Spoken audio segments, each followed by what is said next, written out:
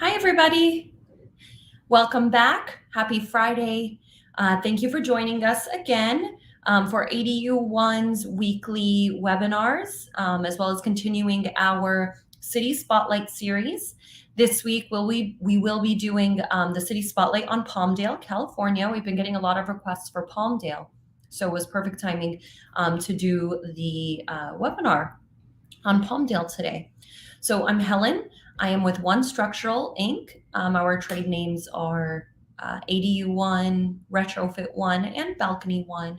We specialize in accessory dwelling units, of course, for both. Our specialty is multifamily properties, but we also serve single families as well.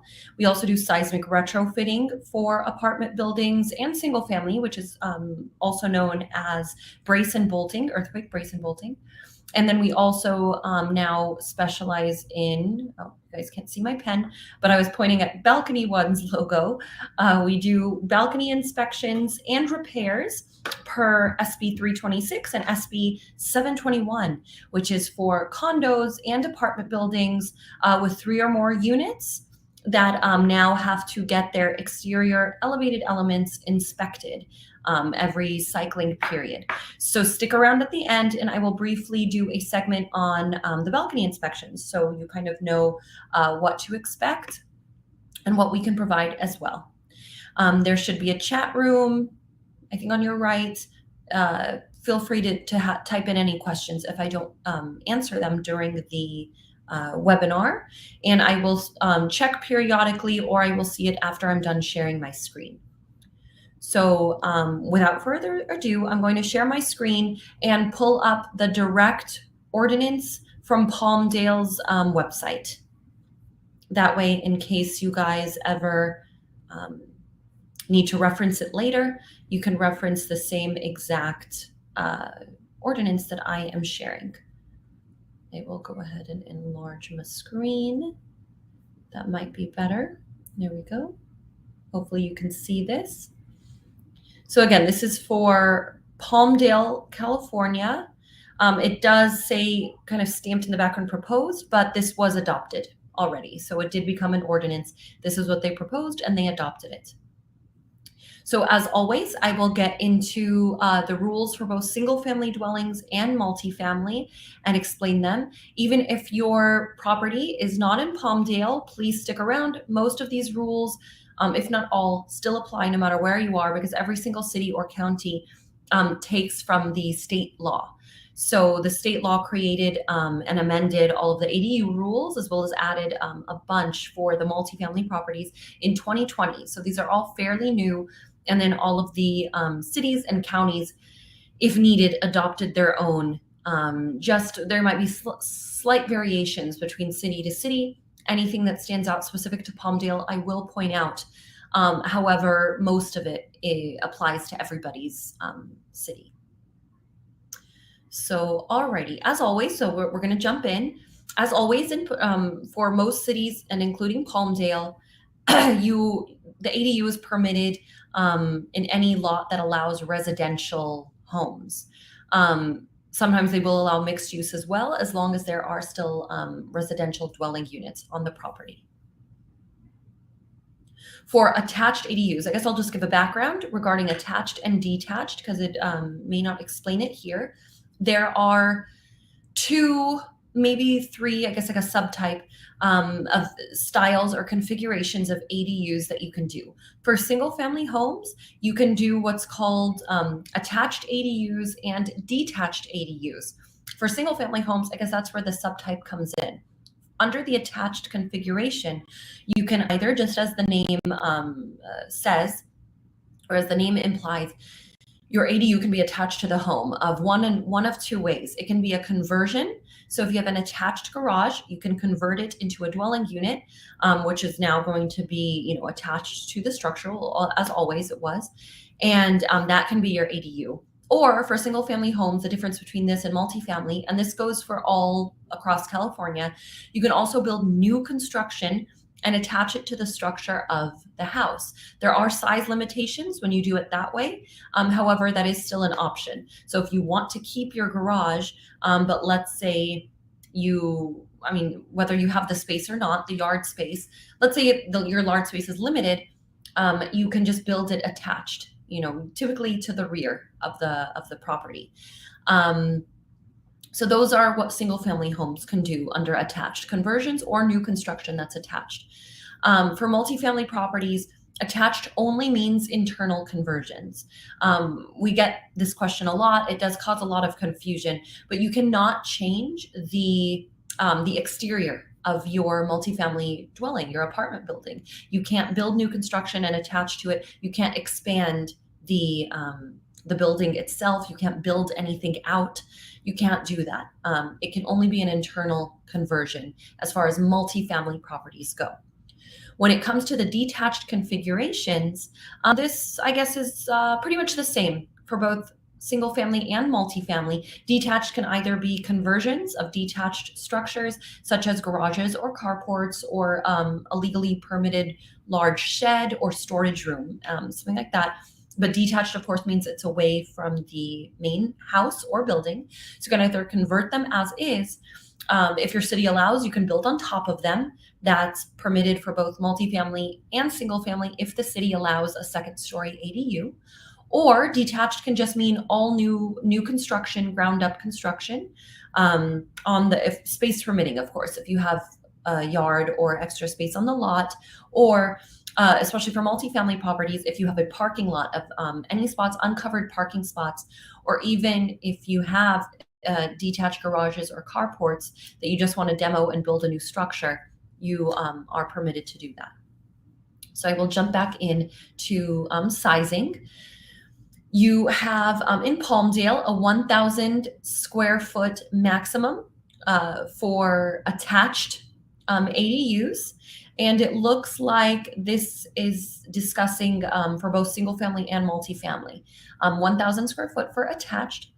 And if you, let's see, if you do the new construction that you attach to your house, which again is only permitted for single family homes, the limitation is that you are capped at 50% of the square footage of your existing house. So if you have a 1,000 square foot house and you build new construction and attach it to the home, you're limited to 50%, which is 500 square feet. If you have an 1,800 square foot house and you do the attached new construction, then you're limited to 900 square feet, and so forth. Unless if your house is 3,000 square feet, it looks like you're still capped at 1,000 regardless. For detached units, your max is 1,200 square feet for both single family and multifamily. For setbacks, if you are doing a conversion, no setbacks apply. Or if you are demoing an existing legally permitted structure, like a garage, if you're demolishing that, you can build in its footprint as is. And then you don't have to worry about new setbacks or anything like that. For all other ADUs, mainly new construction, detached ADUs, and I believe even if you're doing basically any new construction, I would say there is a minimum 4-foot setbacks from your side and rear property lines. So let's say you want to build an ADU in your backyard, basically subtract 8 feet from the width because you're looking at 4 feet from each side, and it looks like your building separation. This is specific to Palmdale. This is 10 feet in Palmdale. I have seen this now more commonly as 10 feet. However, the general rule for most other cities is 6 feet building separation, meaning if you do new construction, all new construction has to be, for other cities, at least 6 feet away from your main house or building. In Palmdale, they are requiring 10 feet. So let's say you have a house in Palmdale with a backyard and you want to build a detached unit and you're trying to see what your buildable space is. Generally speaking, outside of any floor area ratio or open space requirements, you can get a better idea. Again, subtract 8 feet from your sides because that's 4 feet side property lines. And then in this case, subtract 14 feet between the rear edge of your house or building and the rear property line. That's because it's 4 feet from the rear property line. And in Palmdale, it is 10 feet away from the building. and then you'll see what your buildable space is. Okay, you cannot do an ADU in Palmdale in your front yard. It has to be in line with or behind, basically the front edge of the primary dwelling. Mm. You still have to follow development standards by your zone, but that's fine. We take care of all of those details. Parking, I'm just going to summarize because again, they all adopted the state's law. So there usually is, one parking space per ADU. However, you are exempt if your property is within a half-mile walking distance of public transit, like a bus stop. Most properties are. However, if your house is in a more rural area or it's over the half-mile walking distance, which some areas in Palmdale are, tandem parking is absolutely okay for the parking space requirement. Let's see, and these just go into more exemptions for not having to do parking, but the main one really is the half-mile to public transit. If you're not within the half-mile, but you are in a historical district, you don't have to. If it's a conversion, you don't have to. And there's other ones, but honestly, most of those already cover it. And you do not have to replace parking. This is for both multifamily and single family. If you are using a garage or carport, so a conversion for the purpose of ADUs, you do not have to replace those parking spots. So if you're within a half-mile of public transit or doing a conversion or in a historical district and you use a garage, you do not have to replace or add any parking for your ADU. If you're concerned about that, especially this is more so the concern for multifamily properties, we will always look for any place that you can relocate your parking spots, because if we're able to fit an on-record legal parking spot someplace else, we will indicate that on the plans. We're doing several projects like that where we've used courtyards or just different areas where we're able to relocate parking. I'm a huge parking advocate because I know that just adds a different kind of value to your property. So if we're able to relocate and preserve some parking, we will absolutely let you know. And if your city allows 2 stories, then we a lot of our designs are 2-story structures that have parking on the ground floor and the units on the top. That's usually the best way to preserve parking spots if your city, again, allows a 2nd story. Let's see. So now they are getting into the quantity. So how many ADUs can I add?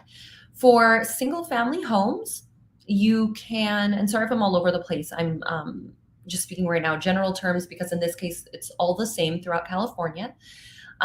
For a single family residence, you can do 1 ADU and 1 junior ADU, and I will skim through and hopefully see if they require certain configurations. If you do both, I'm sure they'll get into it, but when it comes to junior ADUs, there are a lot of restrictions with that. The junior ADU has to be part of your house, maximum 500 square feet. So it cannot be new construction. It cannot be detached. Has to be part of the existing structure of your home, limited to 500 square feet, has to have its own exterior entrance. And one of the biggest issues with that is the owner occupancy requirements. So this is good if you're living in the home, if you have elderly parents who are living but want to offset their mortgage, something like that, they can do a junior ADU. And normally, for most cities, they require the regular ADU to be detached. So that way all 3 units aren't technically in the same structure. As I read through, I'll see if Palmdale has that requirement as well. If you're not going to do a junior ADU, then your maximum for a single family home is just 1 ADU, regardless of attached or detached.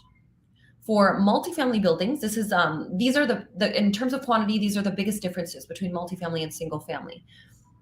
You are permitted up to 25% of your existing number of units for multifamily properties. or at least one. So the at least one really applies to duplexes up to 7 units. You are permitted within that attached rule, which I described earlier as internal conversions. So you can convert existing space into at least one or up to 25%.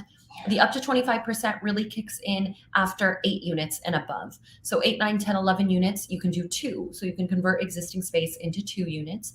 Once you hit 12 existing units, you can do 3 and so forth. And it's rounded down. So even if you have a 13 or 14 unit building, you can only do 3. It's rounded down. And the types of rooms that you can convert for multifamily properties are things such as tuck under parking, garage, storage rooms, boiler rooms, basements.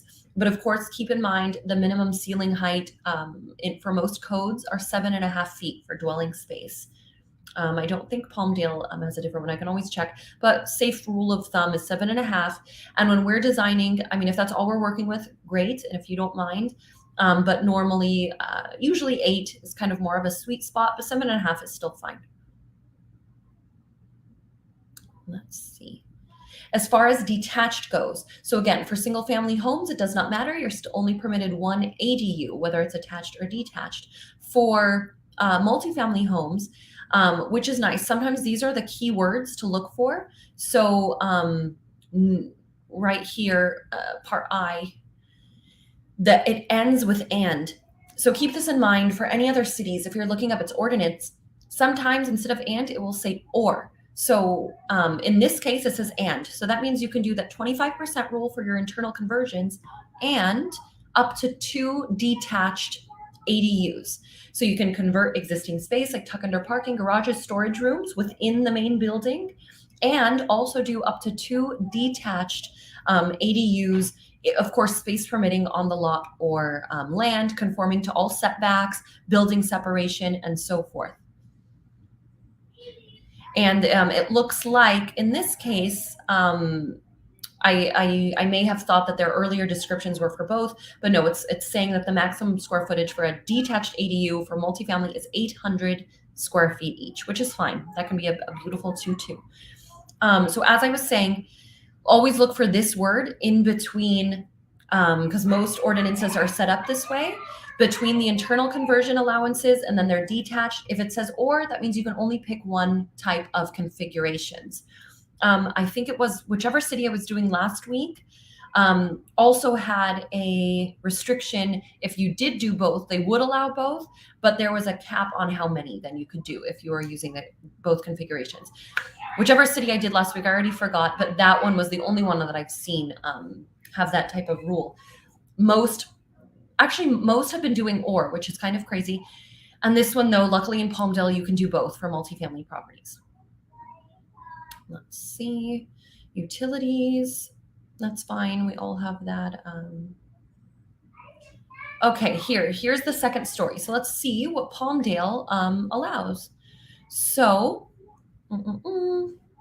second story, for ADUs on a lot with single family homes, your ADU can be on the second floor. I remember this one. I had to talk to a planner about this. So it says if there is no exterior stairway, then it can be on the second floor. So it can be on the second floor if it was converted entirely from existing space, or if it's attached to the existing space. And so it cannot have an exterior stairway, and one of the following has to apply. So it has to be converted entirely from the space within the single family home, or it's attached to the main building, or if you do it above a garage. So I guess in this case, I mean, this is very specific to Palmdale, FYI. So if you're in another city, you will have your own second story rules. This is very specific to Palmdale, this part was a little funky about not allowing exterior stairways, because then, I mean, at this point, you have to put it within the garage, which, I mean, we could design it to try to take up minimal space. Of course, within code, though, there's still a certain width. But yeah, that part was a little funky about Palmdale's second story requirement. Let's see.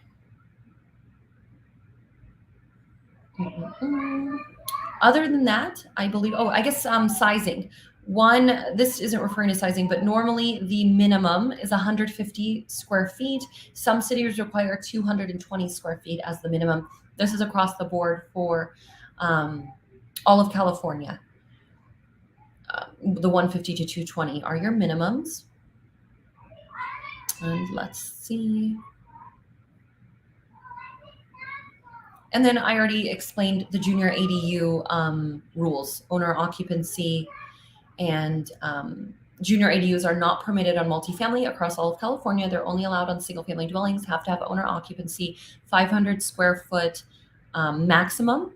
It has to have its own kitchen, has to have an exterior entryway.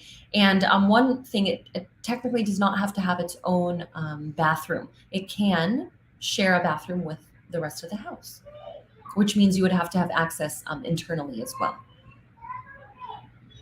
So other than that, I believe that is all for Palmdale ADUs.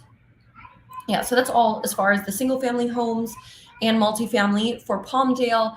Again, most of that applied to all of California, except that second story rule, the and part that only applies to some cities that if they allow you to do both configurations. The sizing, I have been seeing a lot of 1,000 maximum for your ADUs, but that one specific to Palmdale. Some cities will allow up to 1,200, some 800. As you saw, Palmdale also for the detached only allows 800. So that's about it. I will now jump into the segment for balconies, but if you have any questions still about ADUs, feel free to type them in the chat. But now I will get into the balcony laws, Senate Bill 326 and Senate Bill 721. 326 applies to HOAs, condos, and so forth. 721 is for apartment buildings. So this applies to 3 or more units.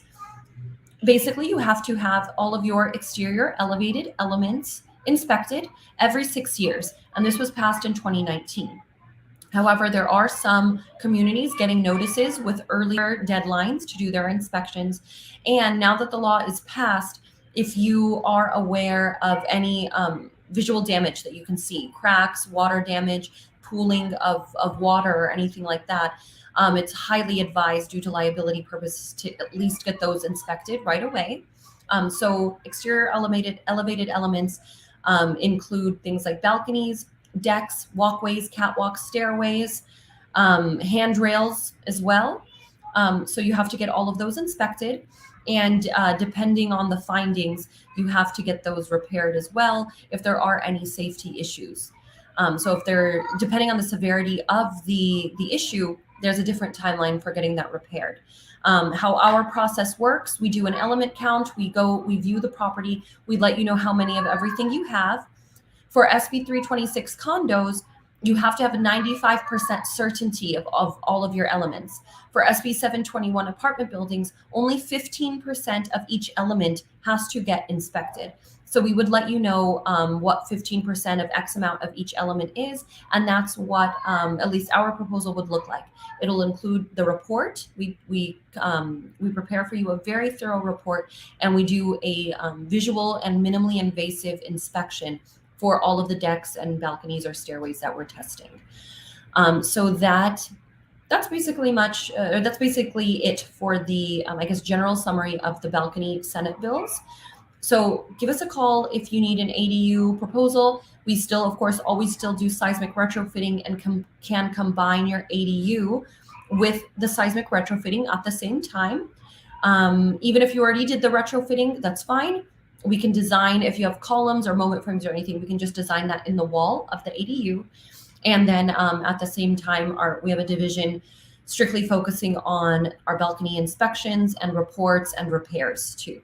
You could reach any of us at this number for any of our divisions, and we are happy to help you. We provide all the engineering, permit expediting, and construction for all of our divisions. So, all right, so that is about it. Thank you again for tuning in. If you have any requests for certain cities that I have not done, always just email me and let me know. Otherwise, you can check out the rest of our YouTube channel for any of our past videos. You can view them at any time and you can see if I've already done your city. So thank you again. Call or email us if you have any requests, would like to meet, or need any estimates or anything like that. So have a wonderful weekend. For anybody about to have spring break with their families, I hope everyone just has a safe, wonderful week, and I will see you next time. Thank you, everyone. Bye.